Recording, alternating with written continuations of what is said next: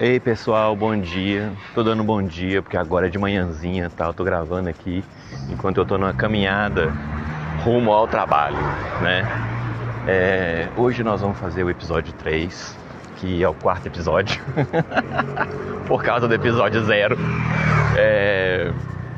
E hoje eu tava pensando em conversar um pouco a respeito de...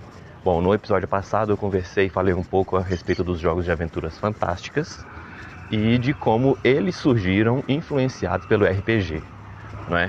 Agora eu quero fazer um caminho um pouco contrário, que é um caminho, vamos dizer assim, do que inspirou os jogos de RPG. E eu já fiz um episódio da origem do jogo a partir de mecânicas de jogo, né? Só que o jogo de RPG, ele não é só as mecânicas. Na verdade, eu acredito que o jogo de RPG não é nada as mecânicas, né? Mas isso eu vou falar mais pra frente em um outro episódio. Hoje eu quero comentar a respeito dos produtos culturais que permeiam o imaginário, né? E que nos permitem construir mundos de fantasia dentro das nossas cabeças e que, nesses mundos de fantasia, nós temos esse ensejo de poder jogar um jogo de RPG. Então é disso que eu vou falar hoje, né? Da influência da cultura na criação de mundos de fantasia utilizados em jogos de RPG. Bom, nós temos que, na nossa sociedade, se a gente, mesmo hoje, não é tão diferente do que era 50 anos atrás. Se nós pensarmos que o jogo foi criado por uma galera que tinha ali entre 20 e 30 anos, em 1970, né? A gente pode ver que eles nasceram ali entre 1950 e 1940. Essa geração, que é o pós-Segunda Guerra, lá nos Estados Unidos ela é conhecida como Baby Boomers, porque você teve uma grande prosperidade industrial no pós-Segunda Guerra, com aquela coisa de que as mulheres saíram de casa para ir trabalhar, ganharam sua renda, ganharam sua independência, né? E aí você tem o retorno dos maridos na guerra, na vitória dos aliados e tudo. Uma sociedade que teve de se industrializar para poder participar da Segunda Guerra, né? E de certa forma fazer uma diferença. E você tem que após essa guerra exitosa, vitoriosa, você tem que a economia cresce, a economia industrial cresce. Então você tem uma industrialização da sociedade estadunidense. Essa industrialização gera um padrão de consumo associado não só à poupança, aos savings de dinheiro, mas sim da aquisição de posses. E essas posses podiam ser muitas coisas, podia ser um carro, podia ser equipamentos de cozinha, podia ser uma casa, uma segunda casa, um sítio, uma casa de campo, e podia ser também brinquedos, hobbies, passatempos, aeromodelismo, modelismo, né, de miniaturas, coleções de disco, de música de vinil, e também, é claro, produção cultural, filmes, etc. Então você tem o quê? O pessoal que criou o D&D, eles tinham um consumo de produtos culturais muito embasado no progresso da sociedade estadunidense pós-Segunda Guerra. Estou com um caminhão passando aqui do meu lado e parece que ele está me seguindo, gente. Só para avacalhar o áudio, né? Mas a gente trabalha com o que é verdadeiro, vamos continuar. Então esse pessoal acessava esses produtos culturais de massa, né, do pós-Segunda Guerra, que estavam aí, como eu bem disse aqui, de massa, estavam aí para poder ser consumidos por tudo e por todos. E quais eram esses produtos? Bom, naquela época, nos anos 50 e 60, final dos anos 40 e toda a década de 1950 e 1960, o que você tinha eram os filmes de Hollywood, que tinham um conjunto de temáticas muito, muito próprio, né? Os faroestes, os filmes de drama, o cinema noir, que teve a sua influência também nos Estados Unidos na produção intelectual cultural.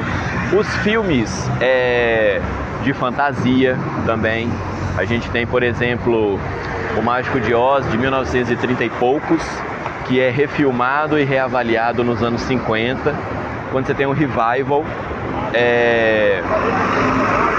para aventuras, vamos dizer assim, naquela época ditas clássicas, né?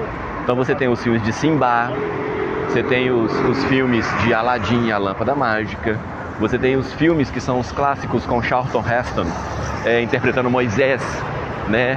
Naqueles filmes da escravização do povo judaico no Egito Antigo, da migração para Jerusalém.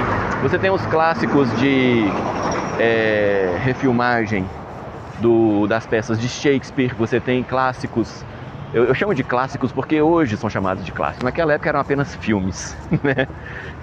Você tem as histórias a gente tem o 300, a primeira filmagem de 300 é dos anos 60, né? A gente tem basicamente uma grande produção cultural de filmes de faroeste, épicos de aventura, sagas religiosas, reinterpretação de mitos associados ao que antigamente se chamava de Oriente, né?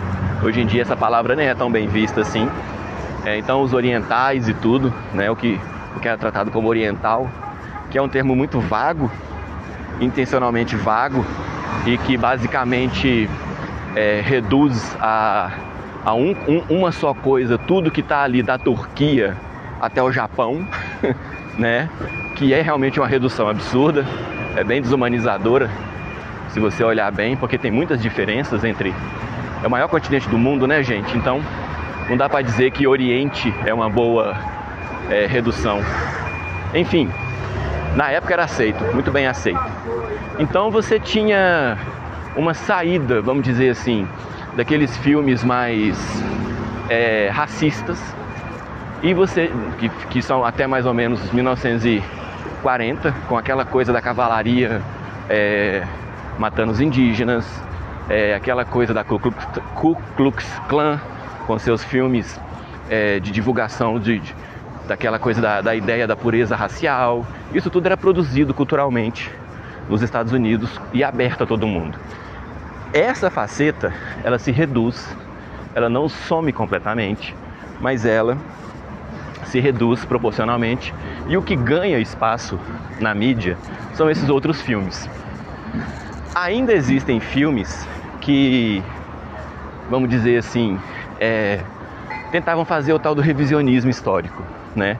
O melhor filme nesse sentido, né, o revisionismo mais impressionante que eu já vi, pelo menos, é num filme super consagrado chamado E o Vento Levou, que é basicamente a história romanceada, né? Não é uma história documental verdadeira, é a história romanceada de uma família centrada numa personagem chamada Scarlett O'Hara, que era uma família sulista que se vê humilhada, massacrada durante os eventos que levaram à Guerra Civil estadunidense em 1865, se eu não me engano.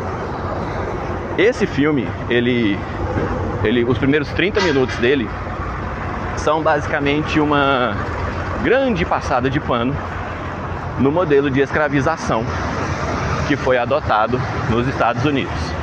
Não vou entrar nisso, vou citar que existe só para dizer o que é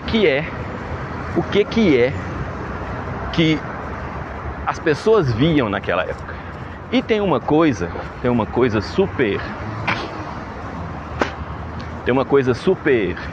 importante de se dizer, que é o seguinte: esse pessoal do D&D original, além do cinema, eles provavelmente pegaram na infância o domínio do rádio, o surgimento do televisor, ainda em preto e branco, a transição para um televisor um pouco maior, com uma tela que não era de 12, 10 polegadas para uma tela de 20, 22 polegadas, e depois, mais importante ainda, uma transição para um televisor de imagem colorida, que surgiu ali no final dos anos 60, se eu não me engano. Porque até então, as imagens de um televisor, elas eram preto e branco. Então o cinema era colorido no final dos anos 60, né? O televisor não, era preto e branco, por causa do custo associado à produção colorida. Ainda no final dos anos 40, começo dos anos 50, ainda existia o cinema mudo, ainda existia o cinema escrito na tela, né? Então você tem que esse pessoal da origem do D&D, eles pegaram muito as transições. Então, quando eles eram crianças, provavelmente eles ouviam muito rádio, onde você tinha histórias que eram contadas, narradas, como se a pessoa estivesse te contando uma história mesmo no rádio. É claro que você tinha as sonoplastias, os efeitos, né, que permitiam essa contação de história ser muito mais rica, muito mais palatável, né, muito mais cheia de detalhes e nuances e muito mais enriquecedora, né? Isso na cabeça de uma criança cria um imaginário, tá certo? Já é uma maneira de você construir uma narrativa na sua cabeça. Então o rádio, ele tem esse poder. É mais ou menos hoje, quando a gente escuta um jogo de futebol. Se vocês sintonizarem no rádio, ouvirem a narrativa do time de vocês aí e acompanharem o jogo pela TV ou pela internet, né? Vocês verão que a narrativa realizada no rádio, ela é muito mais rica do que a narrativa ou até mesmo as imagens que você está vendo serem transmitidas. Por quê? Porque quando o sujeito só tem a voz, quando a única coisa que ele pode fazer é descrever textualmente, ele tem de se esforçar muito mais para ser compreendido naquilo que ele está descrevendo. Essa faceta do rádio, ela é importante se destacar, por quê? Porque o jogo de RPG, ele é todo narrado. Ele é basicamente, na origem dele, o teatro da mente. Porque é um mundo fictício, é um mundo que não existe, então você não tem imagem dele. Você pode conceber cenários e tudo pontualmente, mas o mundo em si, ele não existe. Elfo, ninguém nunca viu um elfo, elfo não existe, né? Anão, halfling, gnomo e etc. também não. Em certa medida, os humanos dentro de um jogo de RPG não são tão humanos assim. Eles não são assim feita a gente, né? Com as nossas dúvidas, as nossas questões existenciais, etc e tal. Então não dá pra dizer também que os humanos são tão humanos assim, né? Muitos dos conflitos que existem no mundo real não são, vamos dizer assim, transferidos para o mundo de jogo. Então você tem, vamos dizer, nesse caso você tem uma ausência, uma coisa que foi retirada, e quando você tem uma coisa que você retira, você tem que colocar outra no lugar. Isso tudo é narrativa, né? Então a gente tem que essa concepção do rádio, ela é importantíssima na infância do pessoal que criou o RPG, ela é importantíssima para poder se construir um jogo baseado em narrativas. E na época da infância deles, não eram só as crianças que ouviam rádio. Final dos anos 40 e nos anos 50 nos Estados Unidos, era todo mundo. Então era uma linguagem popular, era uma linguagem de massa. Era uma linguagem que era familiar às crianças, aos jovens, aos adultos, aos idosos. Todo mundo conhecia, né? Uma das grandes invenções, adaptações dos automóveis foi quando se colocou um rádio dentro do automóvel. E o primeiro rádio era só o rádio. Ele não tinha toca-fita, ele não tinha USB, ele não tinha Wi-Fi, ele não tinha nada nesses outros sentidos, né? Ele era só o rádio. Então você tem que esse pessoal teve essa primeira apropriação já utilizada para o RPG. Um segundo ponto, uma segunda coisa que muito contribuiu foi o cinema. E o cinema nessa hora é a evolução do cinema. É o cinema mudo, preto e branco, que você tem o que é a associação de imagens e diálogo. Então você tem os gestos, você tem as poses, você tem a interpretação mesmo, né, de um personagem. Eu recomendo a vocês procurar por um sujeito chamado Buster Keaton. Buster é B-U-S-T-E-R e Keaton é que nem Michael Keaton, K-E-A-T O-N de navio. É um sujeito que fazia coisas no cinema 100 anos atrás que são, assim, desconcertantes e maravilhosas. Eu não tenho outras palavras. Ele não usava dublê, sabe? Ele não usava dublê. Ele fazia as cenas. Reza a lenda que ele quebrou o pescoço e continuou vivo. Teve uma fratura no pescoço, alguma coisa assim. As cenas dele são clássicas do cinema. São, no meu modo de ver, são insuperáveis. Porque ele criou uma estrutura de comédia, de situações e eventos em cinema mudo que são, assim, impressionantes, né? Já recomendo esse cara. E dentro dessa evolução do cinema, você tem o cinema preto e branco mudo, com texto escrito, e tudo tem que ser a interpretação, o gestual, né, a expressão facial dos atores, o que contribui para a criação artística também. Porque quando você é um jovem adolescente e você percebe nas pessoas a interpretação dos sentimentos, na hora em que você for ilustrar essas cenas fantásticas, se você já tem uma boa memória de como é uma pessoa assustada, uma pessoa aliviada, uma pessoa exultante, vitoriosa, você tem como transferir isso para a sua arte, né? Isso é importante também. E nessa evolução do cinema, de sair do cinema mudo para o falado e do preto e branco para o colorido, também com o surgimento, né, da obra de Walt Disney, dos estúdios Disney, você tem também a criação de mundos, histórias fictícias que não se passam em lugar nenhum e estão ali na sua frente. Então a pessoa te mostra que aquilo é possível. Então quando você fala de criar um mundo de fantasia, você não está necessariamente falando do Mágico de Oz. Você não está necessariamente falando só com quem lê um livro. Você está falando com qualquer pessoa que tenha visto um desenho na TV. Então você tem que essa popularização dessas mídias, como por exemplo o desenho animado, contribuiu e muito para o crescimento do D&D, porque torna o assunto familiar. O assunto não é uma coisa escondida, não é um manual de um foguete que só tem acesso quem vai ler sobre foguetes. Não, é um texto sobre aventurar-se em um mundo de fantasia.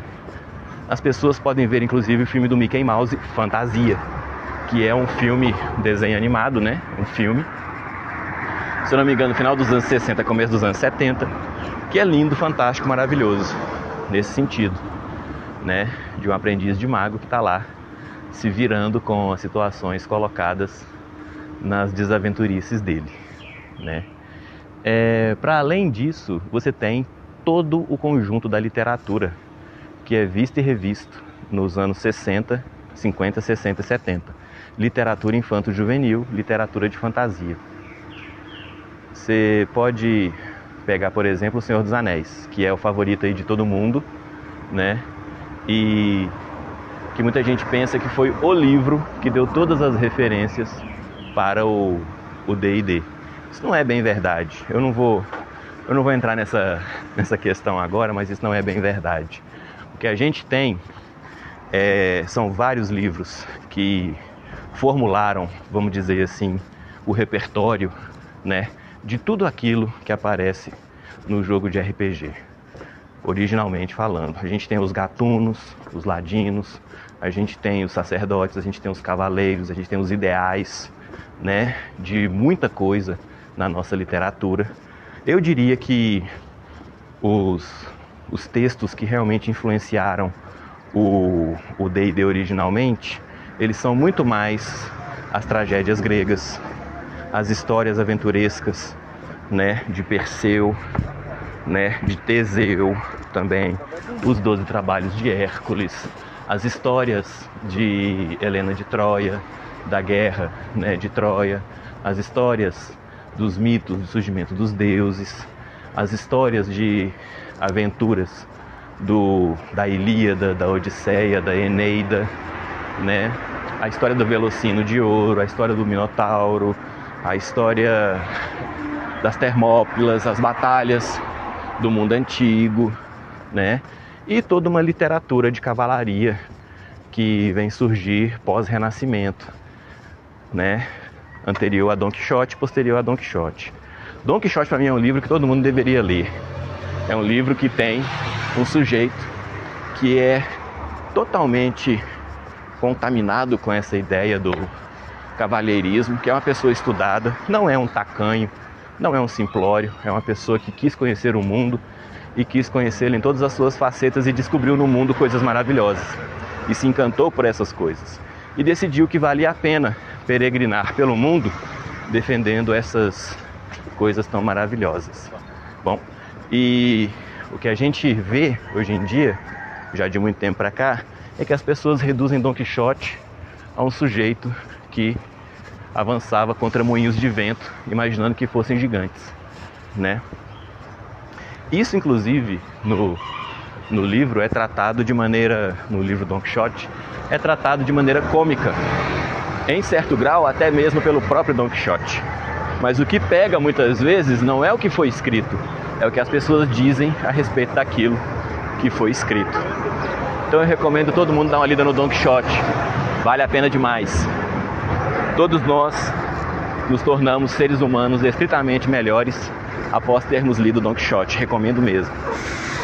Mas então é inegável que você tem uma literatura que norteia, lastreia, inspira diretamente a construção de mundos de fantasia. Você tem sim o Tolkien, que tem sim a sua influência, que por sua vez foi influenciado por outros livros, né? Teve coisas que ele copiou, que teve coisas que ele se inspirou. É o de sempre, são as suas referências. Algumas coisas você copia 100%, algumas você pega ali 70%, 60%, a outras você pega 30%, 40%, 20%, e algumas você pega 5%. E outras você nem usa, você usa para saber assim, é disso aqui que eu tenho que me distanciar. Também é uma referência. E você também tem os livros de, por exemplo, Aventuras de Conan, o Bárbaro, que influenciaram basicamente todos os modelos de filmes, de aventura, de heróis, improváveis, né? De fantasia, de um ideal, inclusive de superação masculina, né?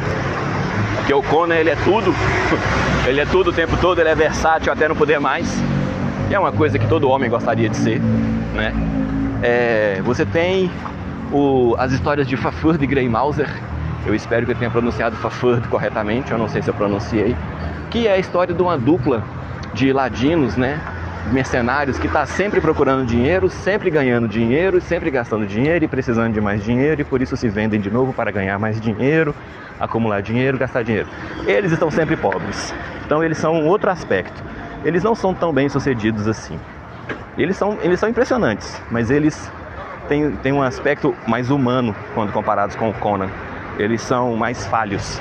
Eles têm uma coisa que eles sabem fazer muito bem, que é ganhar dinheiro, mas não sabem guardar um PO, uma moeda de ouro, nem se a vida deles depender disso. Nós temos também os mundos de fantasia, que, por exemplo, as Crônicas de Nárnia, por exemplo, os contos de Dying Earth, do Jack Vance, que inspiraram inclusive o modelo de magia usado no D&D desde a sua origem. Você tem um livro, por exemplo, que foi lançado aqui no Brasil por uma autora brasileira, O Rei do Ignoto. O Rei do Ignoto é um livro de 1905, se eu não me engano. É a Rainha do Ignoto, na verdade. É um livro de 1905, que é o primeiro livro de fantasia publicado no Brasil por uma pessoa brasileira. É um livro que conta a história de como um conjunto de mulheres luta para poder reequilibrar as coisas na sociedade. É um livro que cria, e aí vamos dizer assim, até aí tudo bem, né? Até aí um livro de ficção, mas existe o lugar que vamos chamar assim, a base de operações ou o mundo idealizado por essas mulheres. Então aí você tem a criação de um mundo de fantasia, 1905. E ele tem sim conexões com, por exemplo, o Senhor dos Anéis, na medida em que a entrada para esse mundo de fantasia se dá por uma caverna, não se dá pela superfície, mas esse mundo não fica escondido dentro de uma caverna, ele fica oculto por outras forças, vamos dizer assim, que, se eu não me engano, é inspirado nas lendas das Amazonas de Temícera, que também é utilizado pela DC Comics na criação da Mulher Maravilha, né? Então, nisso, a gente tem o quê? O jogo de RPG emergiu de um contexto multiliterário, multicultural.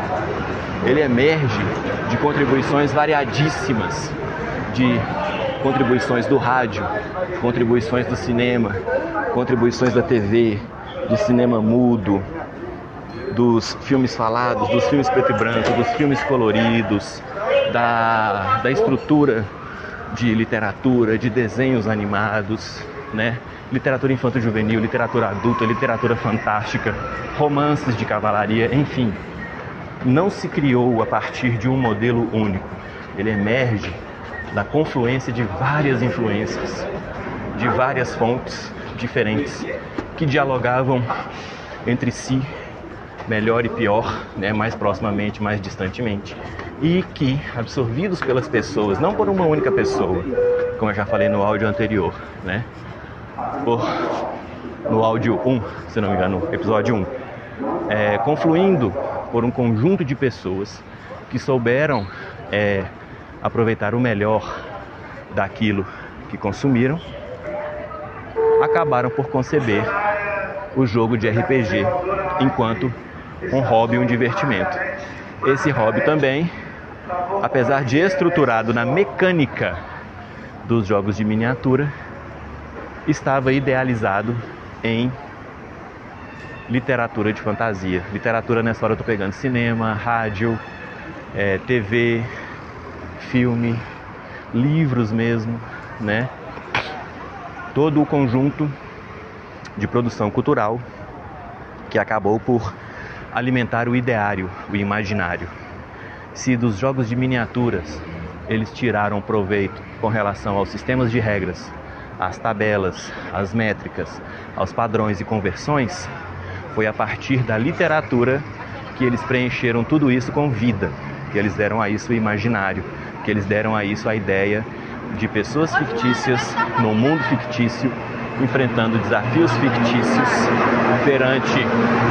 perante condições fictícias, pessoas fictícias, contextos fictícios. Tudo isso só é possível quando você tem um lastro muito firme na literatura de fantasia. E é isso, meus queridos, meu trem acabou de chegar. Grande abraço para vocês, até uma próxima.